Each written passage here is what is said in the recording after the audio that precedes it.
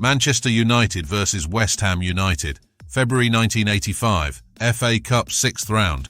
This is the infamous ICF invasion of Old Trafford. Some of the action was caught on film by a video maker, and the resulting movie was called Hooligan. You can buy it and see the whole film for yourself. It's a great watch. Anyway, 5,000 West Ham and around 800 ICF turn up at Old Trafford, and a day of war ensues. We have two stories this time to recollect for you. First, we have West Ham ICF member Tim, who told us, "We've always hated the Manx, and especially the Cockney Reds, who are Londoners supporting Manchester United for some unknown reason. Anyway, we arrived at Manchester and it kicked off straight away on the slope outside the Piccadilly station. This is where Chris Harris got his nose broke by Manx Sammy the engine. But we got the better of that first scrap, forcing them to back off. The old Bill tried to put us on buses, and some scarfers did, but we weren't having any of that, and carried on walking the 3 miles to the ground. Probably about 500 of us by now. At various points along the way, the Manx would attack us. This was their usual tactic for ambushing away fans and used to work all the time. But not today. They got no joy out of attacking us. They merely enforced our nobody runs policy. If you watch the video called Hooligan, you can see that we are totally outnumbered but still holding our own, against thousands of them. Once inside the ground, we joined the mass ranks of hammers behind the goal. You can see how many of us there were in the YouTube video of the match. When they score their first goal, it was kicking off in the seats above the scoreboard end at various stages of the match. It even kicked off in the scoreboard end for a while.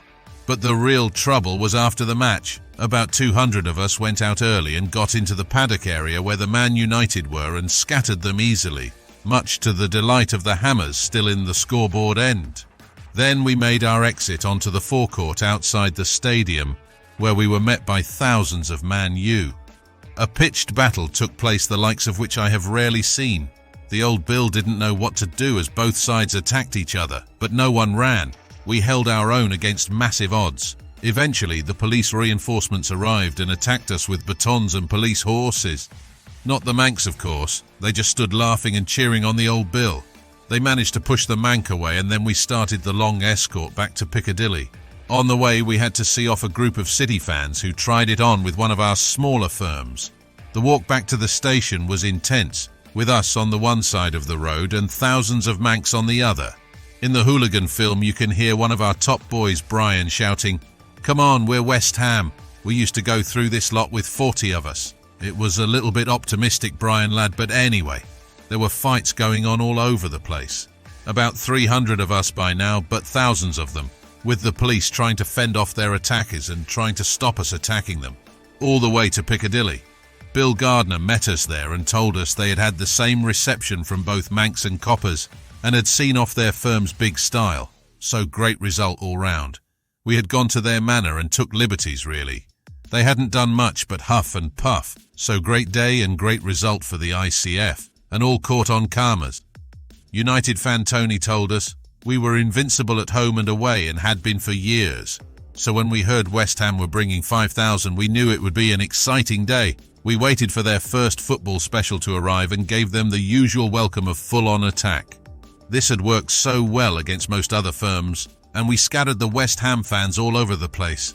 I remember thinking, this could be one interesting day.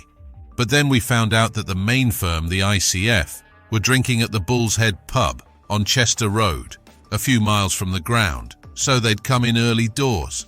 Why, we tried to storm the pub, but the coppers beat us back and then led the ICF down Chester Road towards the ground. Bill was there, posing as usual while in the safety of his firm. They were on the back foot for the whole journey.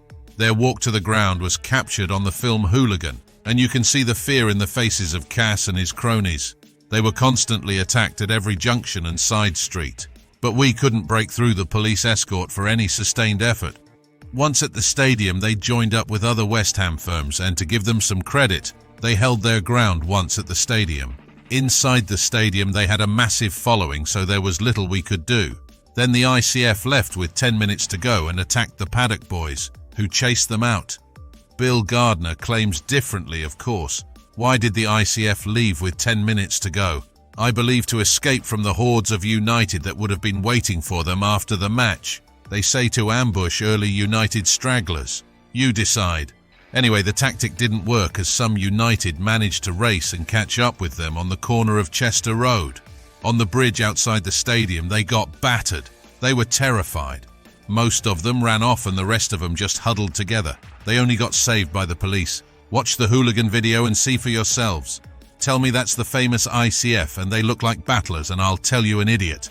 Anyway, that's my recollection of the day's events. A solid points victory for United, and I was very disappointed by the ICF.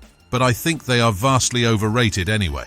We thank Tim and Tony for their recollections. It was obviously a tense affair with both sides claiming victory.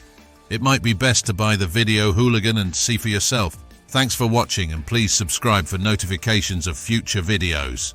It really helps our channel grow.